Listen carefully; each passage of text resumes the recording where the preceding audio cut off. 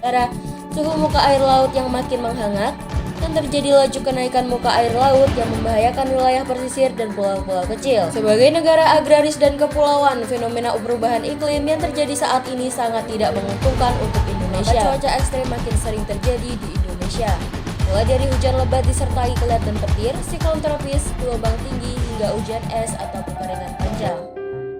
Perubahan iklim merupakan perubahan jangka panjang dalam pola cuaca rata-rata yang menentukan iklim lokal, regional, dan juga global di bumi.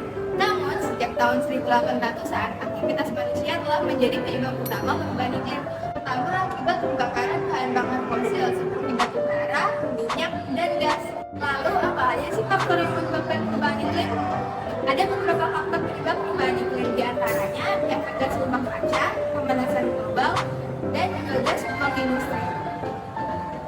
Dari perubahan iklim yang terjadi secara terus-menerus dapat menimbulkan dampak sendiri bagi kehidupan masyarakat loh. Apa aja?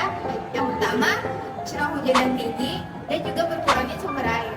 Ketahanan pangan adalah kondisi di mana semua orang dan negara memiliki akses terpenuhi terhadap makanan yang bergizi, bermutu, beragam, terjangkau, dan sesuai dengan nilai-nilai agama serta budaya masyarakat. Aspek ketahanan pangan antara lain adalah ketersediaan pangan, keterjangkauan pangan, dan yang terakhir adalah keamanan pangan. Adapun faktor-faktor yang mempengaruhi ketahanan pangan ada iklim atau cuaca, teknologi, lahan pertanian, serta sarana dan prasarana. Aspek ketahanan pangan yang pertama adalah ketersediaan pangan. Ketersediaan pangan meliputi produksi, distribusi, dan pertukaran pangan untuk memastikan bahwa ketersediaan makanan yang cukup dan berkualitas. Yang kedua adalah keterjangkauan pangan. Keterjangkauan pangan mencakup akses terhadap makanan, baik secara ekonomi maupun fisik oleh masyarakat. Dan yang terakhir adalah keamanan pangan.